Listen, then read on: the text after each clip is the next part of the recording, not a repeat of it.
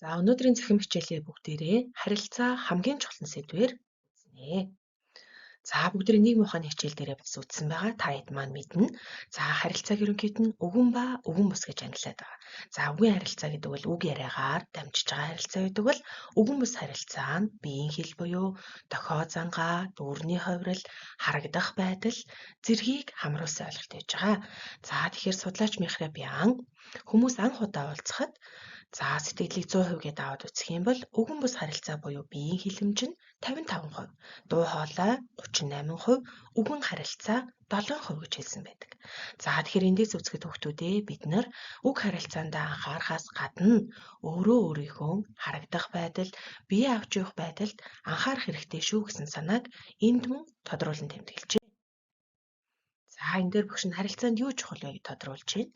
За мэдээж эерэг, тодорхой зорилготой, тэмүүлэлтэй, өөдрөг хандлага хамгаас чухал. Хандлага өөдрөг, эерэг байж ижил сая альва зүйлийг хийж бүтээе, болгоё гэсэн санаа төрдөг байж байгаа.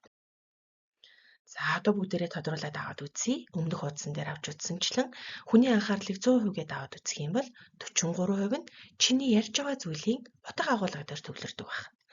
Харин 57% нь чам дээр төвлөрдөг байх нэ. За ийм болохоор багш нь түрүү хэлсэн санаагаа дахин дүрдээ өөрийн харагдах байдал, хувцаслалт, өнгө зүс, соёл зэрэгтэй анхаараарай. За одоо энэ дээр бүгдээрээ тодруулаад аваад үзье. Хувь хүнийг анхаарахдаа сэтгэл судлаач эрдэмтдийн авч үзснээр юун дээр нь ач холбогдол өгөөд ийнү гэд хэдүүлээ харах юм бол ойлгомжтой байдлаар 100% гээд аваад үзье. 60% нь бие бэлтрийн онцлогийг харгалзаж идэг гинэ.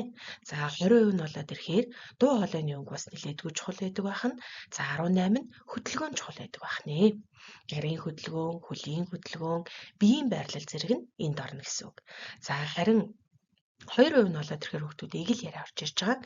За ямар хүнтэй харилцаж байгаас шалтгаалаад ямар үг хэрэглэх үү гэдг нь бидэнд маш их чухал зүйл байдаг. Тэгэхээр альва зүйлийг ярихдаа том нэр томьёо ойлголтууд эсвэл хий дэмий чамирхлыг ашиглахаас илүүтэй энгийн ойлгомжтой бага зэргийн хошин яриаг оруулаад өгөх нь харилцааг илүү сонирхолтой болгодог гэдэг үднээс энэ дээр 2% ийг л яриа гэж оруулсан байна.